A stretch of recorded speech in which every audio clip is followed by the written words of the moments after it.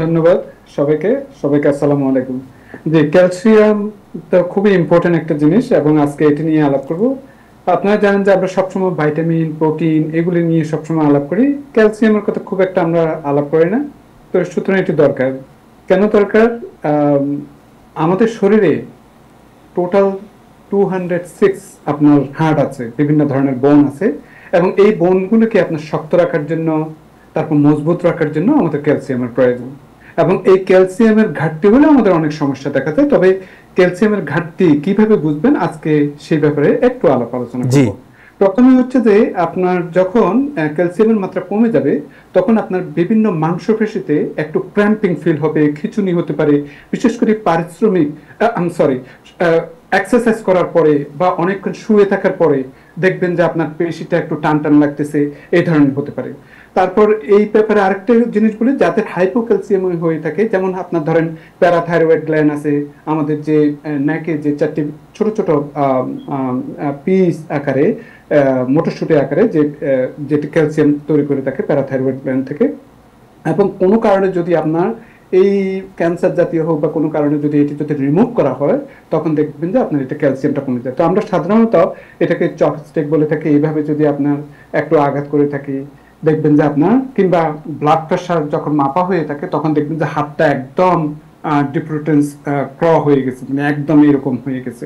তো এইগুলা বোঝা যায় যে আপনার ক্যালসিয়াম কম আছে আর কি। হ্যাঁ, তারপর আরেকটা জিনিস হচ্ছে যে আপনার ক্যালসিয়ামের ঘাটতি হলে আপনার আঙ্গুল, পায়ের আঙ্গুল, ঠোঁট, জিহ্বা এগুলা অনেকটা পিনস এন্ড নিডল সেন্সেশন হয়ে থাকে।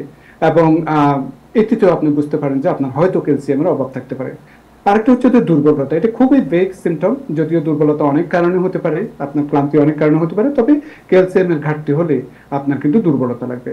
তারপর আমাদের নখ যখন আপনার ভেঙে যায়, খুব তাড়াতাড়ি যখন এটা ভেঙে যায়, তখন এটা বুঝতে হবে যে আপনার হয়তো ক্যালসিয়াম হতে পারে। অনেক কারণেই আপনার নখ ভেঙে যেতে পারে। এটি আয়রনের অভাব হলে, কিংবা আপনার সোরাইটিক আর্থ্রাইটিস হলে এই ধরনের হতে পারে। কিন্তু এটিও একটু ধারণা দেওয়া যেতে পারে যে আপনার ক্যালসিয়ামের অভাব আছে কিনা দেখে নিতে পারেন। তারপর সবচেয়ে বড় যেটি হচ্ছে যে অস্টিওপোরোসিস। অস্টিওপোরোসিস তো যখন অনেক, আমরা যখন এল্ডারলি হয়ে যাব বা এল্ডারলি হয়ে যাচ্ছি, তো আল্লাহ মাফ করুক, যে অনেকের বোন কিন্তু খুবই ফ্র্যাজাইল, এবং এদের হাড় এত নরম যে কোনো একটুতে পড়ে গেলেই হয়তো এটা ফ্র্যাকচার হয়ে যায়।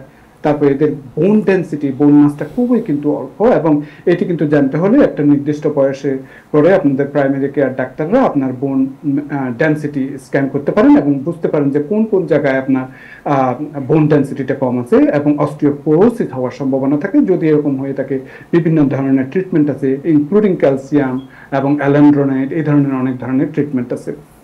সবচেয়ে বড় যেটি আমি বলবো, যেহেতু এটি আমার পার্টে কার্ডিয়াক এরিথমিয়া, ক্যালসিয়াম কিন্তু আমাদের যে হার্ট যে পাম্পিং করে থাকে, এটি কিন্তু ক্যালসিয়াম খুবই প্রয়োজন।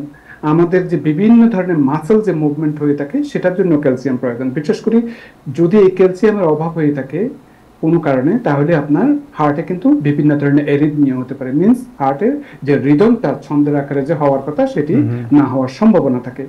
তো অনেক কিছু তো বললাম, তাহলে কিভাবে ঘাটতিটা পূরণ করবেন? আপনার ক্যালসিয়াম যে সমস্ত বিভিন্ন ফুডে যেগুলোতে আছে সেগুলো খেতে হবে। বিশেষ করে ডেইরি প্রোডাক্টস, যেমন দুধ, দই বা পনির, এগুলো খাওয়া যেতে পারে।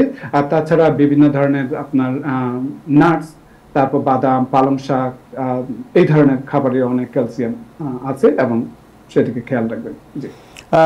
হোয়াট এভার সাপ্লিমেন্ট, যে ক্যালসিয়াম সাপ্লিমেন্ট ট্যাবলেট, যেটা এটা কি খাওয়া যাবে? সুন্দর। জি, খুবই সুন্দর প্রশ্ন। ক্যালসিয়াম সাপ্লিমেন্ট আপনারা নিতে পারেন, বিশেষ করে যারা কোনো কারণে দুধ জাতীয় বা শাকসবজি বেশি খাওয়া হয় না, ক্যালসিয়াম নেওয়া যেতে পারে। বিশেষ করে একটু বয়স হয়ে গেলে আমাদের ক্যালসিয়াম নেওয়া যেতে পারে। সাধারণত 1200 মিলিগ্রাম পার ডে ক্যালসিয়াম নেওয়া যেতে পারে। তবে ক্যালসিয়ামের সাথে সাথে কিন্তু ভাইটামিন ডিও নিতে ভুলবেন না, কারণ ভাইটামিন ডিটা আপনার ক্যালসিয়ামের অ্যাবজর্পশনকে অনেক ত্বরান্বিত করে থাকে।